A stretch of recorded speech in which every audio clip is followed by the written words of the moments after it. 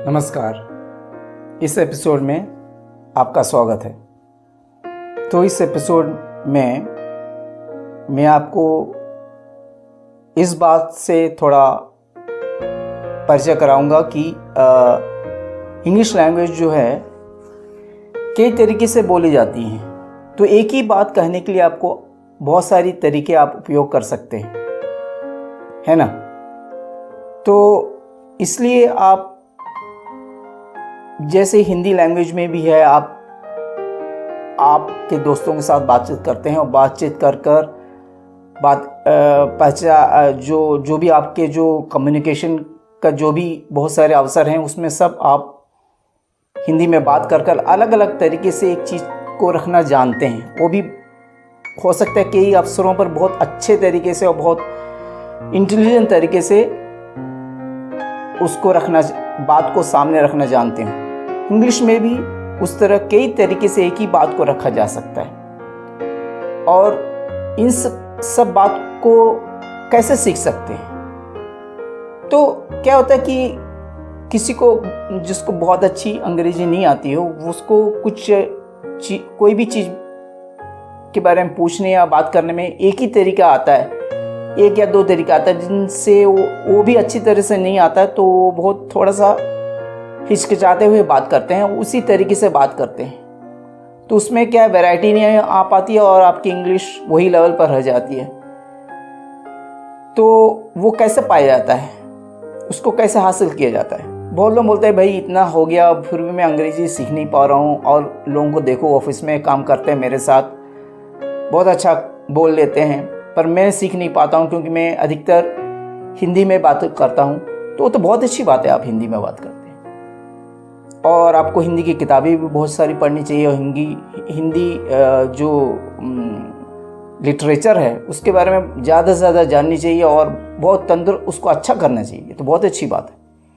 लेकिन साथ साथ ये भी है कि आप अलग अलग लैंग्वेज जाने तो आपको हेल्प भी मिलता है, आपको उससे मदद भी मिलती है और आपको थोड़ा सा अच्छा भी लगता है अगर आपको एक या दो या तीन लैंग्वेज आती हो। तो इसी हिसाब से चाहे वो आपके काम करने की जगह की ज़रूरत हो, चाहे आप कहीं जाते हो किसी अन्य जगह पर जहाँ हिंदी नहीं बोली जाती है वहाँ पर बात करने की ज़रूरत हो, या कोई भी और ज़रूरत हो, वहाँ आप अंग्रेजी बोलना आपको शायद आपको पसंद होगा और आप उसकी कोशिश कर रहे होंगे। तो आपको लगता है भाई मैं इसको ज़्यादा अच्छे से अभिव्यक्ति नहीं कर पा रहा हूँ, तो कैसे करें?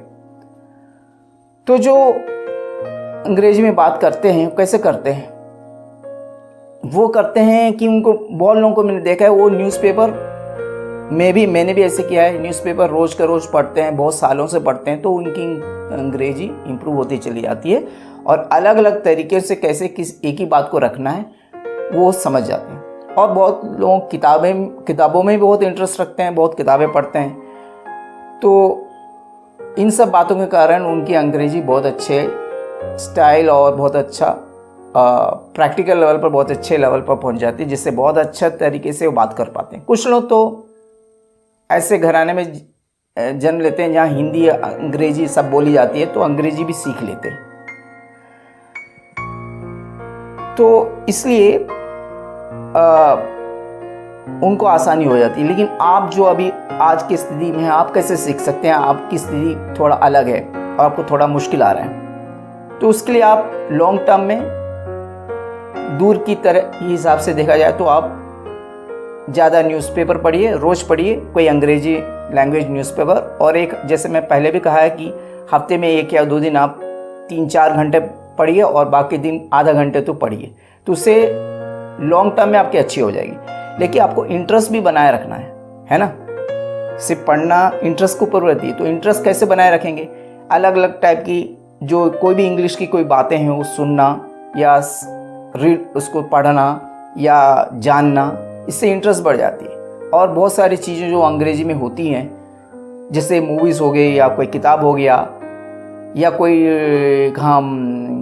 इवेंट हो गया यहाँ पर अंग्रेजी में बातचीत चल रही हो, या शो हो गया देखने का, ये सब देखते रहिए तो आपकी इंटरेस्ट और बढ़ते रहेगी। और फिर आप अंग्रेजी पढ़िए भी, न्यूज़पेपर पढ़ने से चलेगा। आप अगर रोज़ के रोज़ पढ़ रहे हैं और लॉन्ग टर्म में सीख जाएंगे।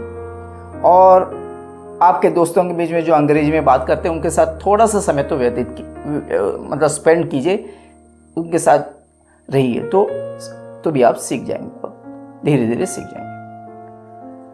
तो इस एपिसोड में मैं इस बार विशेषकर आपके सामने इस सेंटेंस को ला रहा हूँ कि कहीं आप हैं, आपको पता करने यहाँ से वहाँ तक जाने के लिए कितना समय लगेगा, तो इसको किस तरह अलग अलग तरीक़ों से बोला जा सकता है, तो इसको हम ज़रा देख लेते हैं, है ना।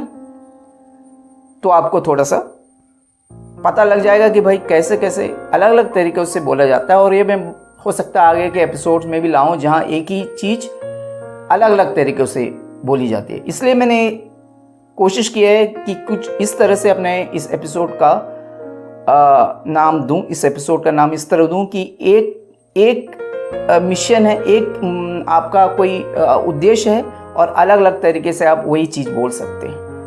तो इसको कैसे बोल सकते हैं उसके हिसाब से वही मैंने इस एपिसोड को नाम भी दिया है। देखिए, आप ध्यान देंगे तो देखा होगा आपने, तो आपको पाया होगा कि नाम देखा होगा इस एपिसोड का, तो वही दिया है। तो इसमें मैं ये एग्जाम्पल को ले रहा हूँ कि आपको कहीं से कहीं कितना दूर है, कितना समय लगेगा, मतलब यहाँ से यहाँ जाने के लिए कितना समय लगेगा। इसको अन्य अलग अलग तरीके से कैसे पूछ सकते हैं आप किसी से।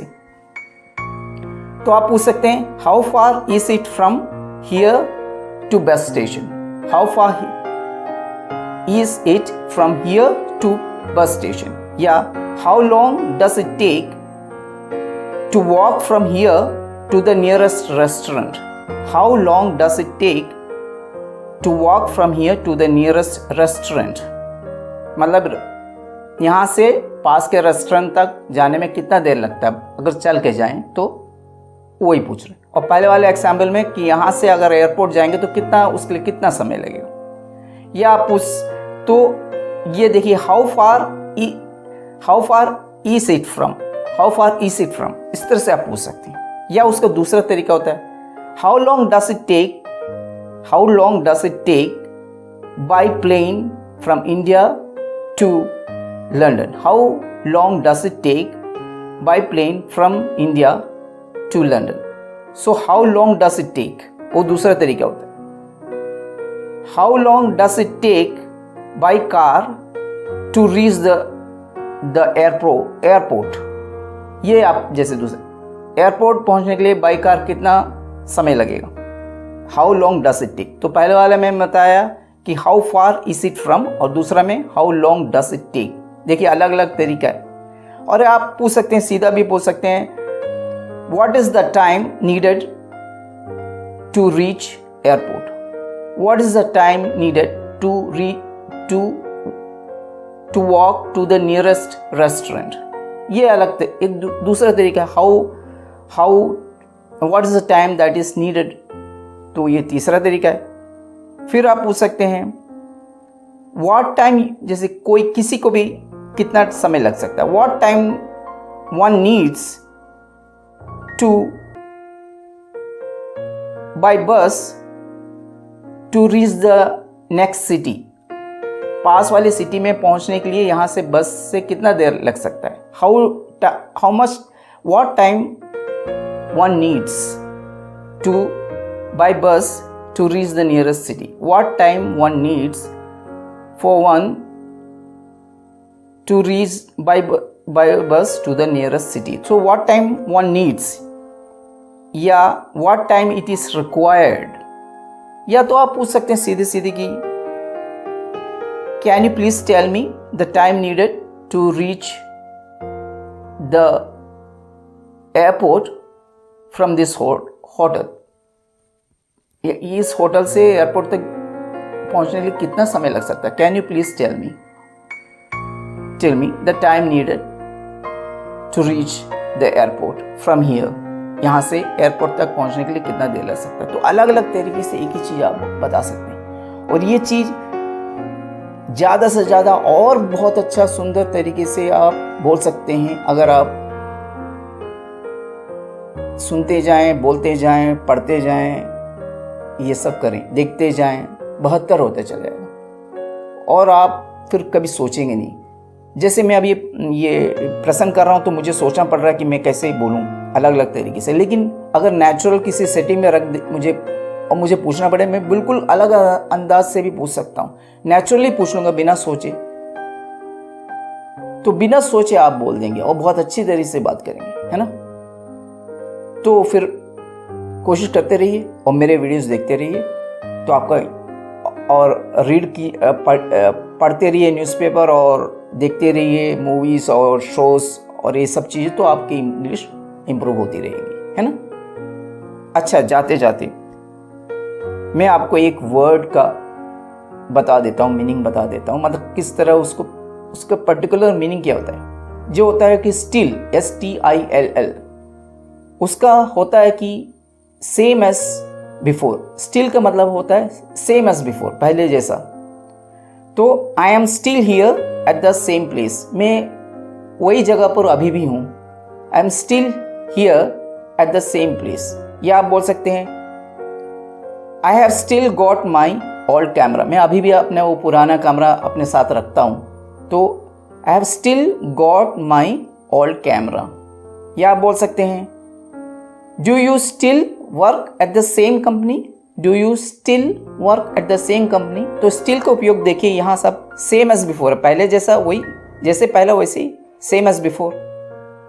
तो स्टिल का मतलब आप समझ गए, तो इसको भी उपयोग कीजिएगा अपने यूज़ में, है ना। तो फिर ठीक है, अगले एपिसोड तक आपका बहुत बहुत धन्यवाद, और आप देखते रहिए मेरे वीडियोस और इंग्लिश लैंग्वेज में इंटरेस्ट लेते रहिए। धन्यवाद।